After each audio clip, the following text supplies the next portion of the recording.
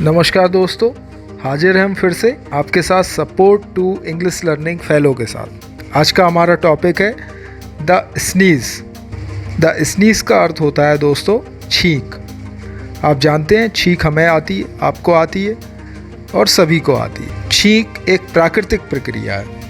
सबसे पहले इसकी समरी को देख लेते हैं। तो दोस्तों इसमें दो कैरेक्टर्स इम्पोर्टेंट है।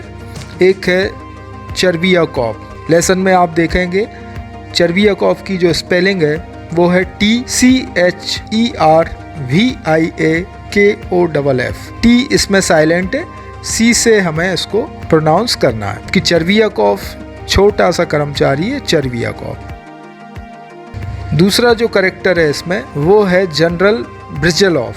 हाईवेज जो होते हैं, हाईवेज मीन्स जो राजमार्ग होते हैं, उनका यह अधिकारी है।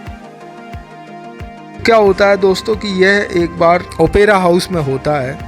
ओपेरा हाउस का मतलब होता है जहाँ पे रंगमंच या नाटक वगैरह किए जाते हैं। एक सिनेमा हॉल आप इसको समझ सकते हैं कि उसमें सभी लोग बैठे हुए रहते हैं और उसमें ये नाटक या कोई प्रसिद्ध पाठ जो है किया जाता है। तो उसमें सभी लोग बैठे हुए हैं और आगे की लाइन में उसमें बैठे हुए जनरल ब्रिजलॉफ और पीछे बैठा हुआ है चर्बियाकॉफ। अब अचानक चर्बियाकॉफ को छींक आ जाती है और वो छींक देता है। लेकिन आप जानते हैं कि छींक के साथ साथ कभी कभी हमारे मुंह से थूक निकल जाता है और किसी सामने वाले पे वो लग सकता है। इसमें भी ऐसे ही होता है कि जो थूक है वह जनरल ब्रिजलॉफ के सर पर पहुंच जाता है।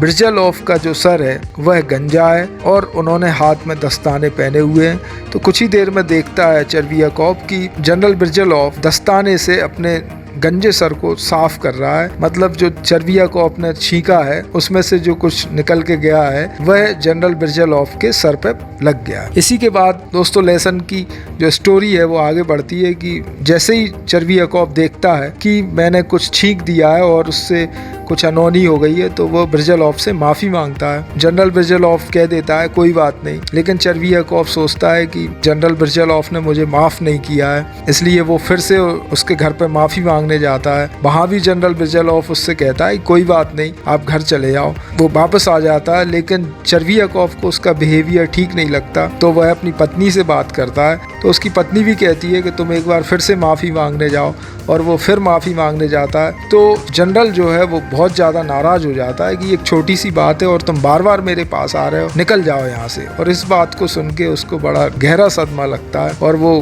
ब्रिजलॉफ के घर से बाहर निकलता है, गली में आता है और घर पे आके सोफे पर लेटता है और सोफे पर लेट कर ही उसकी मृत्यु हो जाती है। तो दोस्तों ये थी इसकी समरी, और यह बहुत ही गहरा सबक देती है कि हमें छोटी छोटी बातों को ज़्यादा गौर नहीं करना चाहिए, उनको अपने दिल पे नहीं लेना चाहिए। इसको लाइन बाय लाइन हम पढ़ें। इससे पहले मैं आपसे रिक्वेस्ट करता हूँ कि यदि आप इस चैनल पर नए हैं, यदि अभी तक आपने सब्सक्राइब नहीं किया है तो चैनल को ज़रूर सब्सक्राइब करें ताकि यह वीडियो सभी लोगों के पास आसानी से पहुंच सके। तो शुरू करते हैं line by line Hindi translation. एक खूबसूरत शाम को इवान चर्बियाकॉफ एक मामूली अधिकारी ओपेरा हाउस में एक प्रसिद्ध ओपेरा देख रहा था। वहाँ बैठकर उसे बेहद सुकून और खुशी महसूस हुई, लेकिन अचानक उसका चेहरा झुर्रीदार हो गया। उसकी आंखें बंद हो गई और उसने अपनी सांस रोक ली। उसने अपना चश्मा उतार दिया, आगे की ओर झुक गया और हाछू, और उसने छींक दिया। अभी किसी को भी छींकने की मनाही नहीं है। किसान छींकते हैं और पुलिस के मुखिया भी और राजनीतिक भी छींकते हैं। हर कोई छींकता है। स्वाभाविक रूप से चर्बियाकॉफ ने भी कुछ किया था, उस पर वह शर्मिंदा नहीं हुआ। उसने अपने रुमाल से अपनी नाक पोंछी और नम्रता से यह देखने की कोशिश की कि उसने अपनी छींक से किसी को परेशान तो नहीं किया है, और तभी उसे भारी शर्म महसूस हुई। उसने देखा कि एक बूढ़ा व्यक्ति जो उसके आगे बैठा था वह दर्द से अपने गंजे स्थान और गर्दन के पिछले हिस्से को अपने दस्ताने से पोंछ रहा था और कुछ बुदबुदा रहा था। चर्बियाकॉफ ने उसे पहचान लिया था। वह जनरल ब्रिजलॉफ राजमार्ग विभाग का अधिकारी था। चर्बियाकॉफ ने सोचा, मैंने उस पर छींक दिया, वह मेरा प्रमुख नहीं है, लेकिन फिर भी यह अजीब है, मुझे ज़रूर माफ़ी मांगनी चाहिए।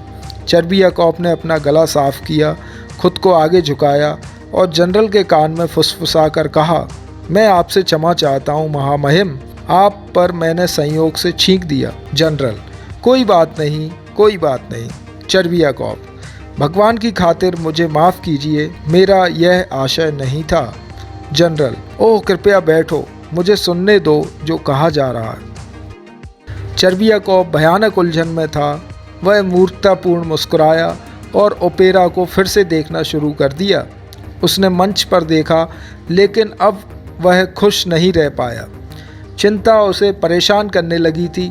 अगले अंतराल के दौरान उसने जनरल बिरजलॉफ से संपर्क किया और बड़बड़ाते हुए कहा, महामहिम, मैंने आप पर छींक दिया, मुझे क्षमा करें। आप समझिए, मेरा ऐसा कोई आशय नहीं था। ओह, यह काफ़ी है, मैं पहले से ही इसके बारे में भूल गया था और आप एक ही बात पर अटके हो। जनरल ने अधीरता से अपने निचले ओंठ को घुमाते हुए कहा। वह जनरल कहता है कि वह इसे भूल गया, लेकिन उसकी आंखों में द्वेष है। चर्वियाकोव ने जनरल को संदेह से देखते हुए सोचा, वह कुछ भी नहीं कहेंगे। मुझे समझना चाहिए कि यह मेरा आशय नहीं था। छींकना प्रकृति का नियम है और वह सोच सकते हैं कि मैं थूक रहा था। अगर वह अभी ऐसा नहीं सोचता है तो वह बाद में सोच सकता है। घर पहुंचने पर चर्वियाकोव ने अपनी पत्नी को घटना के बारे में बताया। पहले तो वह घबरा गई, लेकिन जब उसे पता चला कि बिरजलॉफ उसके पति के अधिकारी नहीं है तो वह आश्वस्त महसूस करने लगी। फिर भी आपको जाना चाहिए और माफ़ी मांगनी चाहिए, ऐसा उसकी पत्नी ने कहा। वह सोच सकता है कि आप नहीं जानते कि समाज में कैसे व्यवहार किया जाता है। बस इतना ही, चर्वियाकोव ने कहा। मैंने माफ़ी मांगी है, लेकिन उन्होंने इतनी उत्सुकता दिखाई है। उसने कुछ भी समझदारी से कुछ नहीं कहा, लेकिन तब बातचीत का कोई समय नहीं था। अगले दिन चर्वियाकोव ने दाढ़ी बनाई, अपनी नई ड्रेस पहनी और उन्हें अपनी बात समझाने के लिए जनरल के कार्यालय में गया।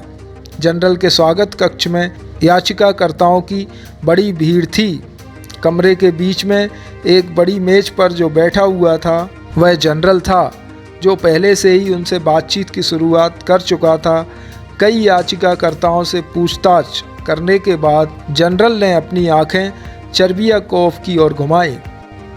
कल ओपेरा हाउस में, अगर आपको याद हो महामहिम, चर्वियाकोव शुरू हुआ, मैंने छींक दिया था और गलती से आप पर गलती से थूक गया था, माफ़ कीजिए। तुम फिर से उसी बात के बारे में बात कर रहे हो? बकवास है, मैं तुम्हारे लिए क्या कर सकता हूँ? चर्वियाकोव पीला पड़ गया।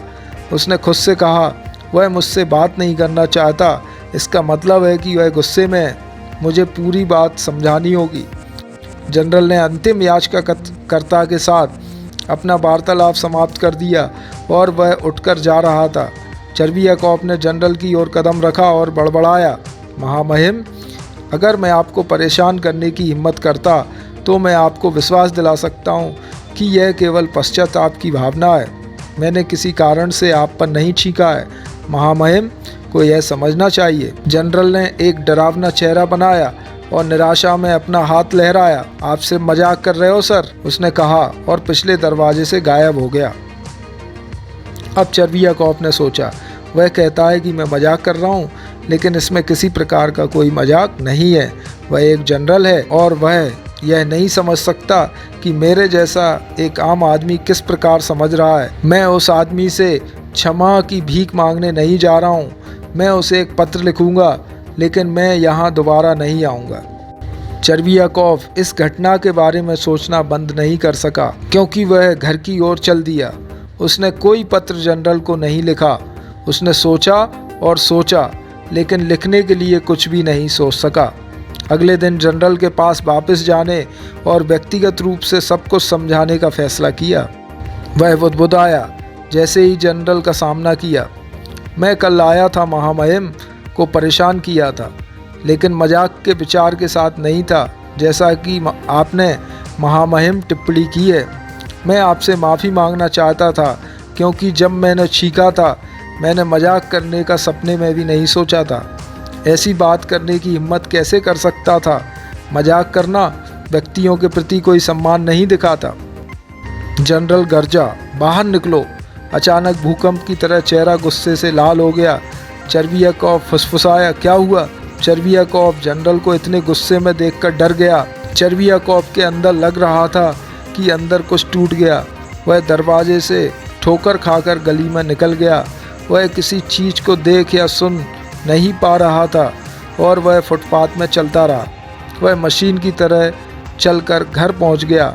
वह सोफे पर बिना कपड़े उतारे लेट गया और मर गया। तो दोस्तों, ये थी द स्नीज की कहानी। चैनल आपको सपोर्टिव लगे तो प्लीज़ आप मेरे चैनल को लाइक करें, शेयर करें, सब्सक्राइब करें। धन्यवाद। Thank you very much.